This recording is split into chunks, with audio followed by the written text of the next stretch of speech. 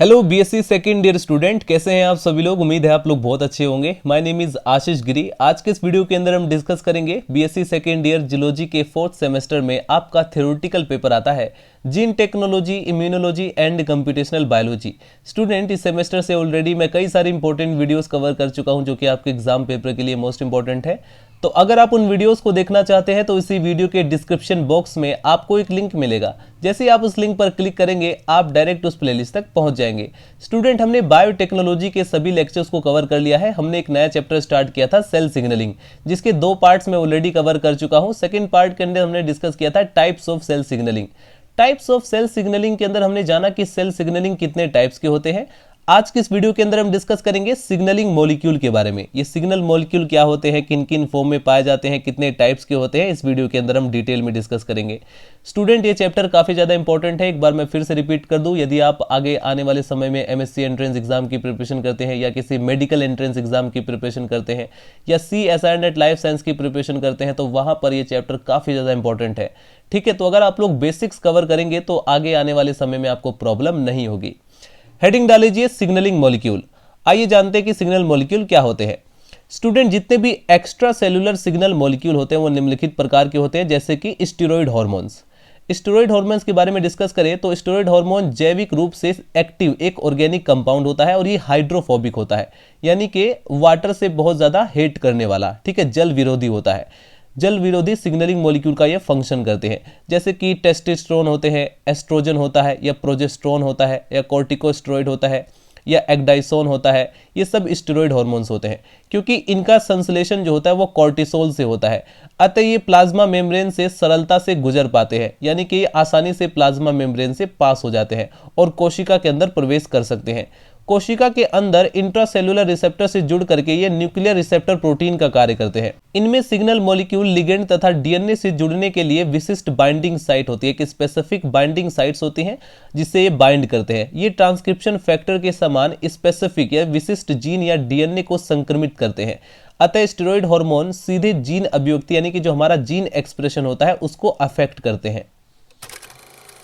Steroid hormone की अगर हम एग्जांपल की बात करें स्टूडेंट, तो थायराइड हार्मोन के मॉलिक्यूल लक्ष्य कोशिका यानी टारगेट सेल में प्रवेश करके कोशिका द्रव्य में यानी जो हमारा साइटोप्लाज्म होता है उसमें उपस्थित रिसेप्टर से जुड़ करके उसमें स्ट्रक्चरल चेंजेस उत्पन्न करता है और थायराइड हार्मोन द्वारा प्रभावित होने वाली जीन की प्रतिलिपि सक्रियण यानी कि ट्रांसक्रिप्शनल एक्टिवेशन हो जाता है, यानी वो एक्टिवेट हो जाएगा और वृद्धि करता है। परिणाम स्वरूप इसके रिजल्ट में क्या होगा कि जो ग्रोथ हार्मोन्स होगा वो उत्पन्न होता है। डायग्राम भी आप लोग सिंपली देख सकते हैं। ऊपर आप लोग डायग्राम के अंदर देखेंगे तो यहाँ पर लिखा हुआ है अब्सेंस ऑफ हार्मोन, यानी जिस समय हार्मोन की अब्सेंस होती है उस समय देखेंगे ट्रांसक्रिप्शन जो होता है वो रिप्रेस्ड रहता है। लेकिन जैसे ही हार्मोन आप ऐड करते हैं तो यहाँ पर क्या होता है, ट्रांसक्रिप्शन जो है वो एक्टिवेट हो जाता है। ठीक है, आगे हेडिंग डालेंगे स्टूडेंट नंबर 2 टाइप के जो सिग्नलिंग मॉलिक्यूल है ये भी सिग्नल मॉलिक्यूल का कार्य कर सकते हैं, जैसे कि peptide hormone and growth factor. Animal cell में पाए जाने वाले सिग्नलिंग मॉलिक्यूल अधिकांश पेप्टाइड्स होते हैं। इनमें कुछ पेप्टाइड्स तो केवल कुछ ही अमाइनो एसिड्स के बने होते हैं, किंतु अधिकतर जो होते हैं वो 100 से अधिक मॉलिक्यूल के बने होते हैं। Peptide signaling molecule neuropeptides, peptide hormones तथा polypeptide growth factor peptide hormones के होते हैं। उपयुक्त सभी मॉलिक्यूल टारगेट सेल की प्लाज्मा मेम्ब्रेन से आर पार नहीं जा सकते हैं, यानी कि ये जो मॉलिक्यूल आपने देखे ये प्लाज्मा मेम्ब्रेन को क्रॉस नहीं कर पाते और सेल के अंदर ये साइटोप्लाज्म में नहीं पहुंच पाते हैं। अतः ये कोशिका की जो प्लाज्मा मेम्ब्रेन होती है उस पर कई सारे रिसेप्टर्स होते हैं, उन रिसेप्टर से ये जुड़ जाते हैं और जुड़ने के बाद जो इंट्रासेलुलर टारगेट एंजाइम्स है उनको ये प्रेरित करते हैं। ये एक्टिवेटेड एंजाइम्स जो होते हैं वो सिग्नल एंजाइम्स का कार्य करते हैं और सिग्नल को साइटोप्लाज्म में ट्रांसमिट करते हैं। इसके बाद नंबर 3 टाइप के जो सिग्नल मॉलिक्यूल होते हैं वो है न्यूरोट्रांसमीटर। बहुत बार आप लोग सुनेंगे आगे आने वाले वीडियोस के अंदर दोस्तों जब हम पाथवेज को कवर करेंगे। न्यूरोट्रांसमीटर क्या होता है स्टूडेंट? न्यूरोट्रांसमीटर जो होते हैं वो जल स्नेही होते हैं, यानी कि जल को स्नेह करने वाले, वाटर को लव करने वाले हाइड्रोफिलिक ऑर्गेनिक कंपाउंड के छोटे मॉलिक्यूल होते हैं। जैसे फॉर एग्जांपल एसिटाइल कोलिन होता है, डोपामीन होता है, एपिनेफ्रिन होता है, सेरोटोनिन होता है या हिस्टामीन होता है या गाबा होता है। ये सब क्या है स्टूडेंट? न्यूरोट्रांसमीटर होते हैं। अनेक न्यूरोट्रांसमीटर है, ये न्यूरॉन्स के बीच या न्यूरॉन से टारगेट सेल तक सिग्नल को प्रेषित करते हैं। न्यूरोट्रांसमीटर स्टूडेंट भले ही ये हाइड्रोफिलिक नेचर के होते हैं, जल स्नेही होते हैं, बट फिर भी ये सेल मेम्ब्रेन से नहीं गुजर पाते हैं, यानी जो हमारी सेल मेम्ब्रेन होती है उसे पास नहीं कर पाते हैं।